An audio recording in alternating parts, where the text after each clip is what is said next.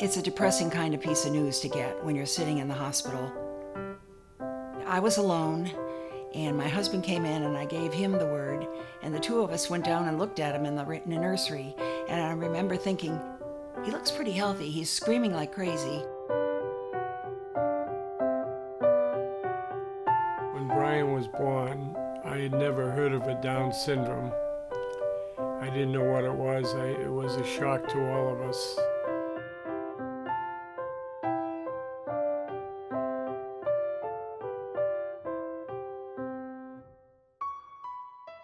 Brian came to me with a lot of disclaimers. Number one, he will never walk or talk, and I probably want to put him in, institutionalize him. I remember clearly my friend of ours, a lawyer, an old school guy, saying, well, most likely you'll have to give him up. Here's the problem right here. Play that one more time. Go ahead. My husband and I decided right there and then in the hospital that we weren't going to do that, and we were going to take him home, and we were going to raise him with his 3 siblings and do the best we could. It was a kind of a pledge we made to one another. Very serious pledge, actually. So we took him home.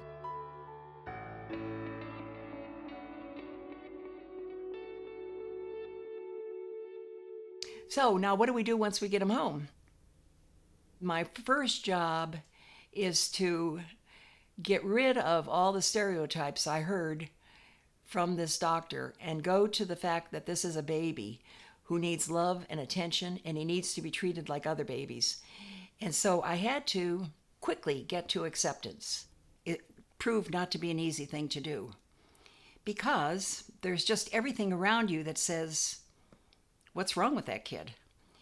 And as a parent looking at the situation, you have to say there's nothing wrong.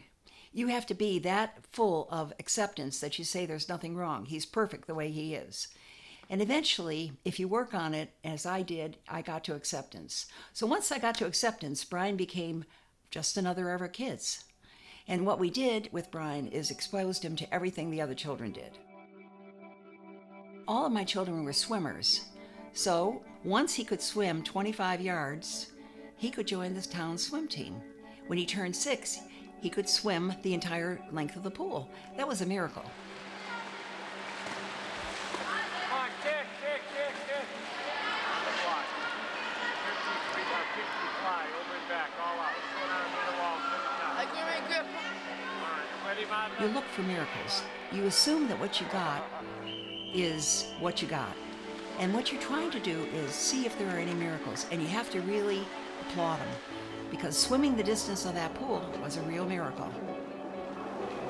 Each weeknight at 6:30, Brian Henshon can be found working on his butterfly stroke at Minnetonka Regional High School, much to the admiration of his parents, Tom and Elaine. Good job. Good job.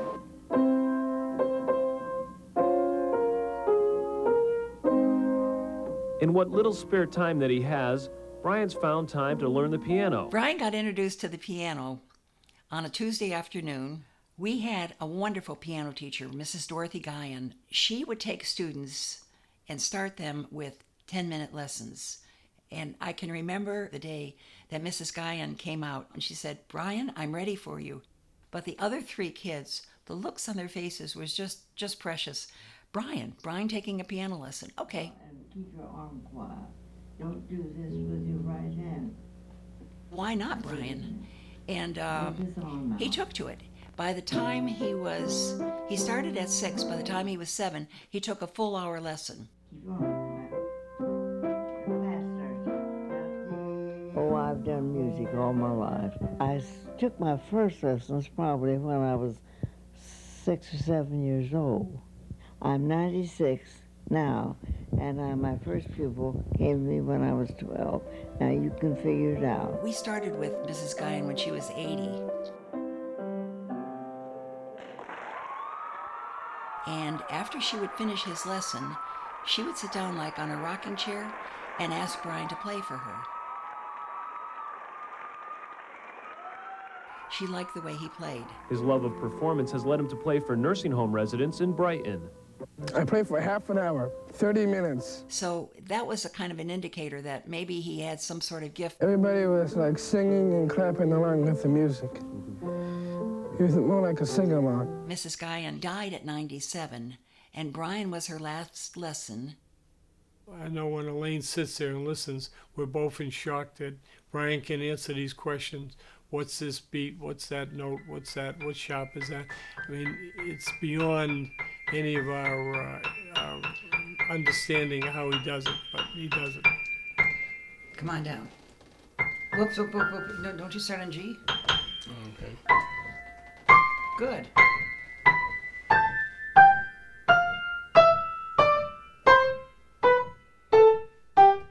Yeah, he struggles. It's a struggle. I don't mind the struggle. I think that's really good to push him to the best of his ability. 2, 3, 4. When the student is ready, the teacher will appear. It was a student was ready deal, and he was ready to take and grow from there. As far as working with Brian and taking a different approach than other students, I really don't. I try to have the same sort of set of expectations that I do with my regular students.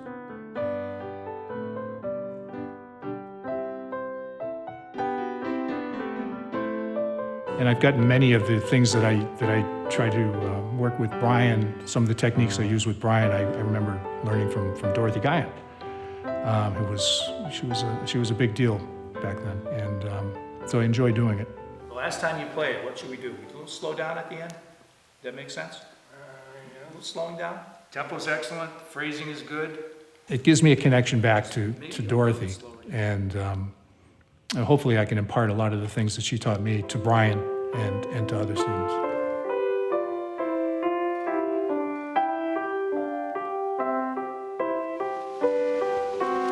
Brian has been swimming since he was 3, and he's accumulated a number of trophies and awards through the Special Olympics and other competitions. I want to see a good time. You understand? Okay, put your bags down. Let's go.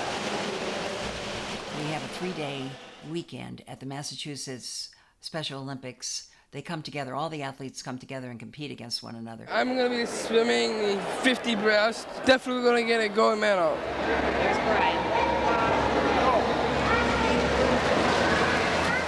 Bring it home.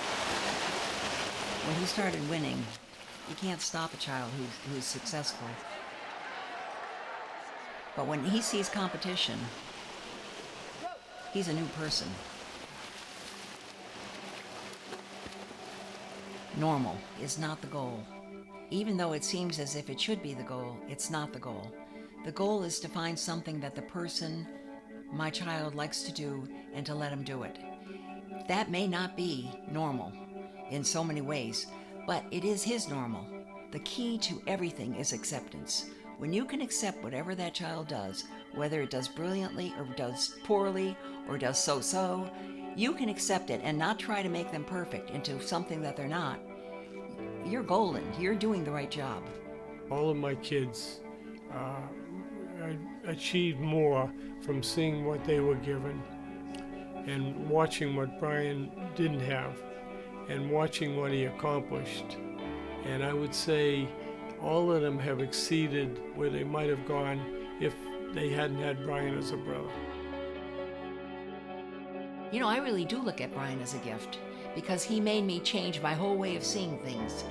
These are gifts that are given to us, and if we can appreciate the gift we've been given and work with it and see miracles happening, I mean, what more do you need? I mean, it's really what life is.